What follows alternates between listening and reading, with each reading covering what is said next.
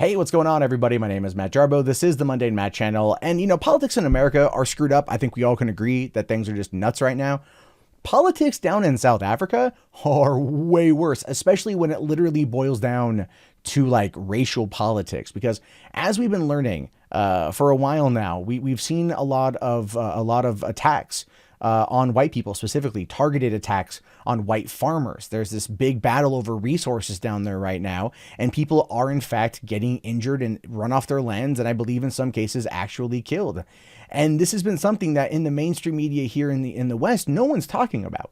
No one's covering it. Lauren Southern, look, love her, hate her, don't know anything about her. She literally went down there and covered this for a documentary called Farmlands that's on YouTube, and I recommend you guys check it out. Because whether or not you disagree with her politics on a personal level, and I do on many of them, I do believe that she was coming at this from the perspective of a person who was just trying to shine light on this problem. And it only gets exacerbated when the ANC, which is the African National Congress, the ruling party down there in South Africa, comes out and essentially says here that, well, white people are murderers. Yeah, white people are murderers. That's what they legitimately tweeted out the other day, and now they're trying to backpedal on it a little bit. And quite frankly, no one is buying it. Now, it does say here that the party has subsequently deleted the tweet and said it was quoting somebody else, though lawyers say it can still be held accountable. A tweet on the AMC's parliamentary Twitter account shocked many on Thursday when it appeared to call all white people murderers. The tweet, which has subsequently been deleted, read, "The biggest mistake we are making is to consult murderers. White people who are 9% of the population, they own 79% of the land. They never came and consulted us for the land. If they want us to forgive them now, then let us share the land, the mineral resources." And of course, you can see here, it's been deleted, but people are not letting them forget that at all. They're not letting them forget that one damn bit. Right. And then, of course, this was not in quotation marks. So when it was read out of context, it became a bombshell to many who assumed that this was the view of the ANC itself. The party then told its critics that it had merely been quoting the remarks of one of the members of the public who had come to Parliament's Constitutional Review Committee's public hearing on the review of Section 25 of the Constitution that was being held in the town of Beaufort West in the Western Cape, saying here that the tweet is a combination/remark made by a member of the public. All tweets are a thread from the contributions made by the public. They are not the views of the ANC. However, this didn't sit well with critics who pointed out that the party should have made that clearer by at the very least putting the statement in quotation marks.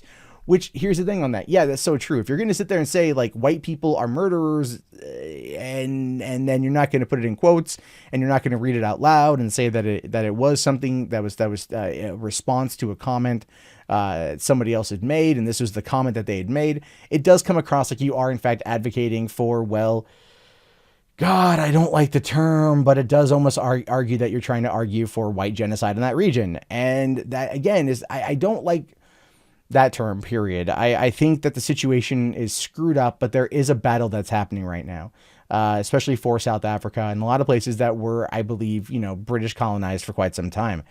People want to take what they view as their land back. And I think at the core, blame them for that, but we're in an age now where that particular kind of action is not necessarily going to end up doing the best for anyone. And going out there and tweeting this, especially during a time of unrest, and then trying to backpedal it, it does come across as being a bit on the facetious side. But at the same time, lawyers are saying that they could be held liable for this simply because it did come from the public account.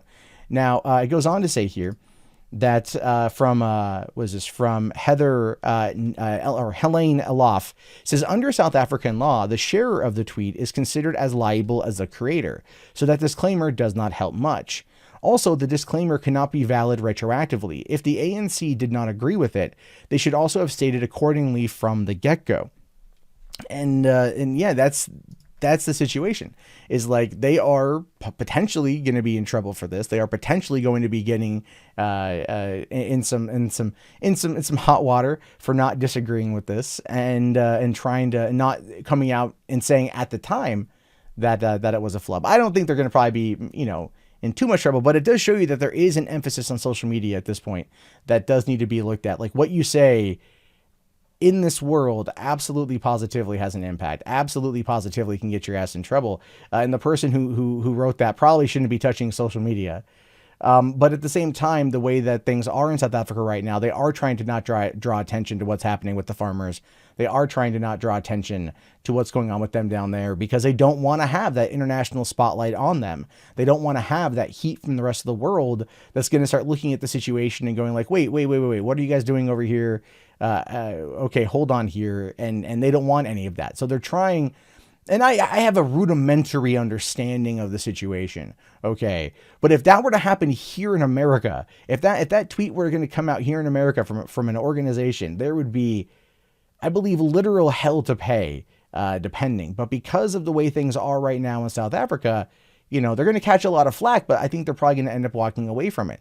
What I want to see at this point is I want to see there being, an actual, international look at what's going on down there. Now, whether or not someone like Lauren Southern and Farmlands is telling the truth, or whether or not that things are not as bad as they seem down there, or people are just making a mountain out of a molehill, I do think that the world at large would like to know about a conflict happening in South Africa between white farmers, lands, resources, and of course, the other people who live there and what they're doing as a result to get their hands on that kind of stuff.